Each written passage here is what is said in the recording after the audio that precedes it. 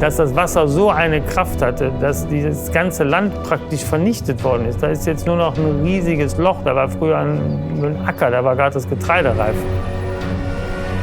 Und die haben dann gesagt, ich soll auf jeden Fall mitkommen. Es wäre die letzte Möglichkeit, dass man gerettet würde, weil die Steinbach-Talsperre einzustürzen drohte.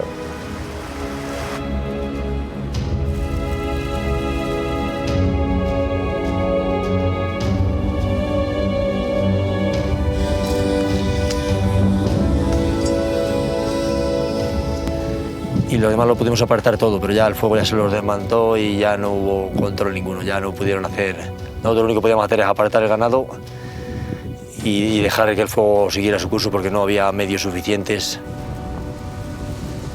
Pienso en ello, pues me da un vuelquito al corazón y siempre digo lo mismo. Ay, mi padre si viniera y lo viera después de todo el sacrificio, porque el hacer una casita allí, en plena montaña, no te puedes ni imaginar lo que cuesta.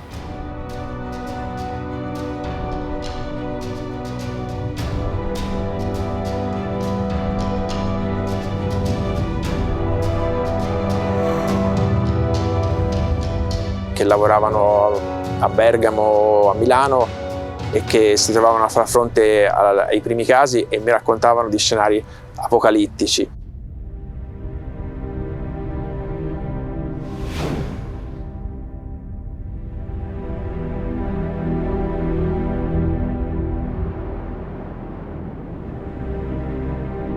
Ja, mein Name ist Martin Spohr. Meine Frau und ich, wir führen hier in Erftstadt Blessem wir einen Pferdebetrieb seit 45 Jahren. Das ist der elterliche Hof meiner Frau.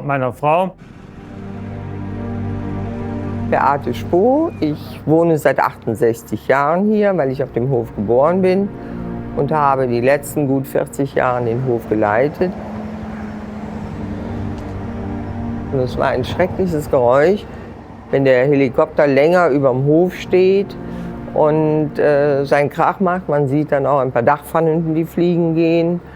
Enkelkinder als erstes. Als zweites die große Zahl Pferde. Können wir die durch die Flut retten?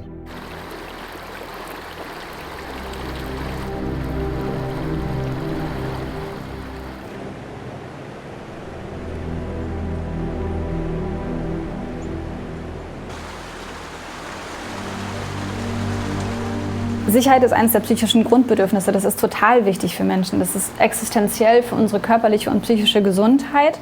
Weil wenn wir uns bedroht fühlen, dann erzeugt das auch eine körperliche Stressreaktion. Und wenn die dauerhaft anhält, dann kann das sowohl zu psychischen Erkrankungen führen, als auch zu körperlichen Erkrankungen. Für mich ist Familie und ein zufriedenes und gemeinsames Leben ist meine Sicherheit.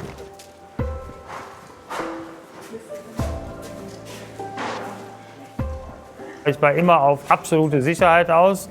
Wir haben sicher auch mal risikoreich gearbeitet, indem wir große Pläne umgesetzt haben, wo man auch nächtelang nicht geschlafen hat. Wird das glücken, wird es nicht glücken, aber es war immer ausgerichtet auf das Ziel.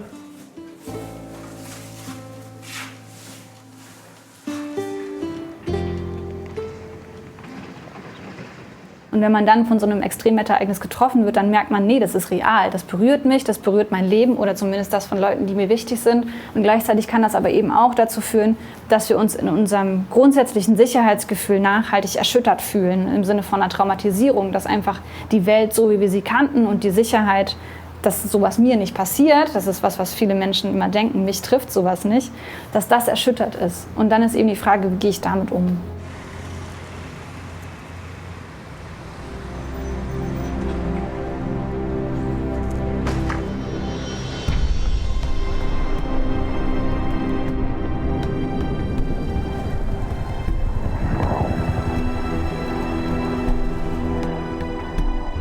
Mi nombre es Pedro Sansegundo y soy ganadero de aquí de Navalacruz. Cuando comenzó el incendio yo estaba trabajando, haciendo otras cositas aparte del ganado que suelo hacer y me llamaron mi mujer y mis padres que estaban aquí, me llamaron que había un fuego aquí y justo empezó donde tenía yo mi vaca.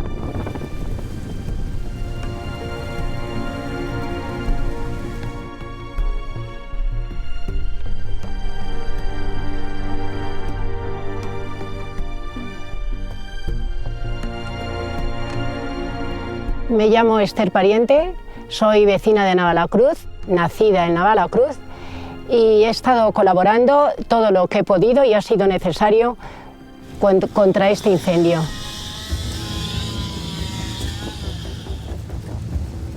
Pues ha sido monstruoso, ha sido bestial. Muy impotentes de querer hacer cosas y no poder, de ver cómo el fuego lo destruía todo, nos estaba quemando parte de nuestra vida. Bueno, pues yo he perdido una casa que pertenecía a mis padres, ahora pertenece a una hermana y a mí. Y la verdad es que tengo pena, me ha afectado mucho, porque verla calcinada y ver el sacrificio que ellos tuvieron para construirla, pues eso da mucha pena. Las consecuencias más graves del incendio que nos trae ahora mismo, pues es que lo primero que hay que echar de comer a los animales, porque no comen nada. Toda la comida que quedaba para el otoño se quemó.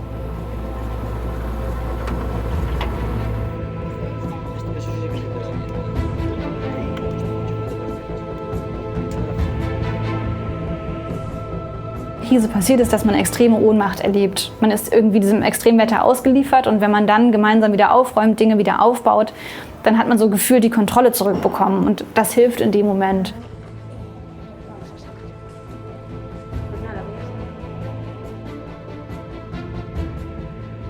Pero sí, creo que sí que ha cambiado, porque me ha afectado mucho este incendio. Me ha afectado por todos los que lo han sufrido y por todos los que han padecido y por mí personalmente, la verdad.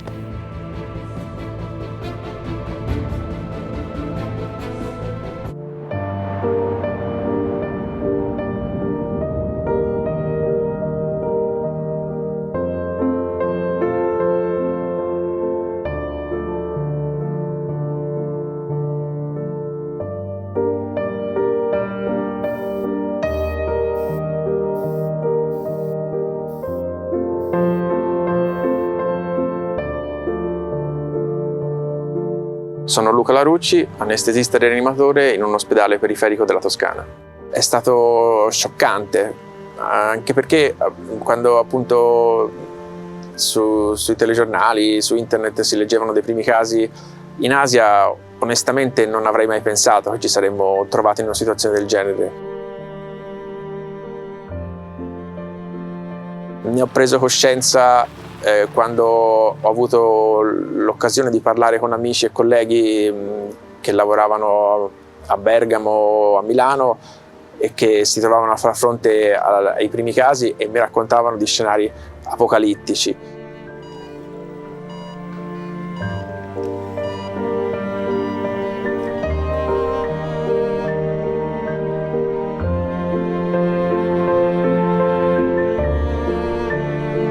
Was schon bei mir als Psychologin ankommt, ist eine grundsätzliche Verunsicherung und auch eine zunehmende Angst. Eine Verunsicherung nicht nur bei Kindern und Jugendlichen, die in Umfragenwerten sehr, sehr hoch ist, sondern auch bei den Erwachsenen, die einfach Angst um die Zukunft ihrer Kinder haben. Und ich glaube, dass die Politik darauf gerade noch keine adäquaten Antworten hat. Wir haben in der Schule ja noch gelernt, Klimawandel wird es nie geben. Das sind immer ein halbes Grad mal rauf und runter und der Mensch meint immer, jetzt kommt was. Jetzt wissen wir, das Schulwissen war Unsinn. Es gibt ganz andere Einflüsse jetzt durch Industrie und weiß ich was alles. Da muss man jetzt sehr, sehr stark drauf achten. Yo creo que los gobiernos no están haciendo lo suficiente para frenar el cambio climático.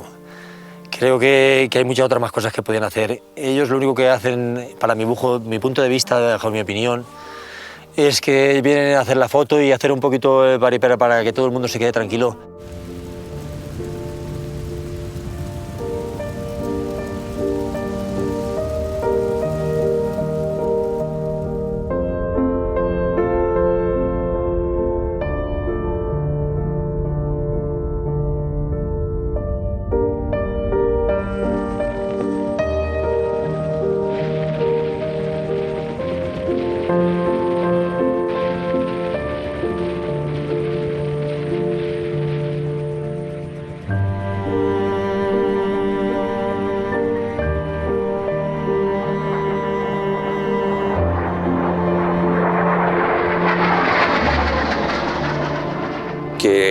Che costruire armi o fare delle guerre possa migliorare